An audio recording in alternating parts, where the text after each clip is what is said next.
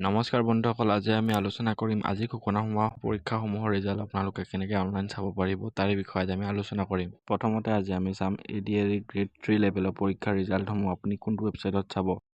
ৱেবছাইটটোৰ লিংক আমি ডিছক্ৰিপশ্যনত দি দিম। ৱেবছাইটটো অপেন কৰাৰ পিছত আপোনালোকে দেখা পাব যে ইয়াত এপ্লিকেশ্যন নাম্বাৰৰ আৰু পাছপৰ্ট নাম্বাৰৰ ব্লক দুটা আছে। সেই ব্লক দুটাত আপোনালোকৰ নিজৰ আপুনি এপ্লিকেশ্যন নাম্বাৰ আপোনাৰ নিজৰটো আৰু আপুনি দিয়া পাছপৰ্টটো আপুনি দি দিব। তাৰপিছত লগইনত ক্লিক কৰিলে আপোনাৰ ৰিজাল্টটো ওলাই আহিব। আৰু যদি আপুনি পাছপৰ্টটো পাহৰিছে তেন্তে ছাইডত থকা ফৰগেট পাছপৰ্টটো ক্লিক কৰি পাছপৰ্টটো ফৰগেট কৰি ল'ব পাৰিব।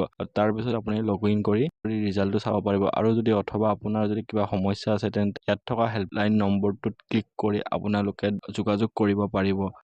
এতিয়া আমি কথা পাতিম যিসকল লোকে SI পৰীক্ষা দিছে, অৰ্থাৎ SI চাব ইন্সপেক্টৰৰ পৰীক্ষা দিছে, তেওঁলোকে নিজৰ ৰিজাল্টটো কেনেকৈ চাব। প্ৰথমতে আপুনি আমাৰ ডিছক্ৰিপশ্যনত যে SI এক্সামৰ যোনটো ৰিজাল্ট দিয়া ৱেবছাইট আছে সেই ৱেবছাইটটো আপুনি অপেন কৰিব লাগিব। অপেন কৰাৰ পিছত ইয়াত যি ধৰণে আৰু ডেট অফ বাৰ্থটো দিয়া আছে আৰু লগতে কেপচা বুলি এটা নাম্বাৰ দিয়া আছে, সেই নাম্বাৰটো আপুনি বক্সটোত ফিল কৰি দিব।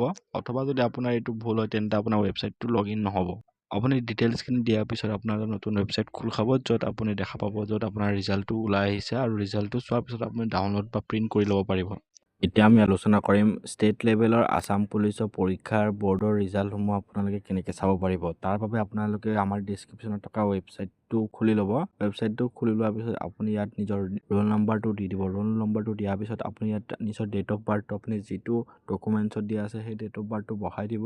তাৰপিছত আপুনি ইয়াত দেখিব পাৰে যে ৰঙা আৰু নীলাত দুটা অপশ্যন আহিছে। আপুনি নীলা কালাৰ অপশ্যনটো ছাবমিটত ক্লিক কৰি কেনে আপোনাৰ লোড ল'ব ৱেবছাইট লোড লোৱাৰ পিছত আপোনাৰ ৰিজাল্টটো আপোনাৰ যিটো ৰিজাল্ট আছে আপোনাৰ ৰিজাল্টটো ওলাই আহিব।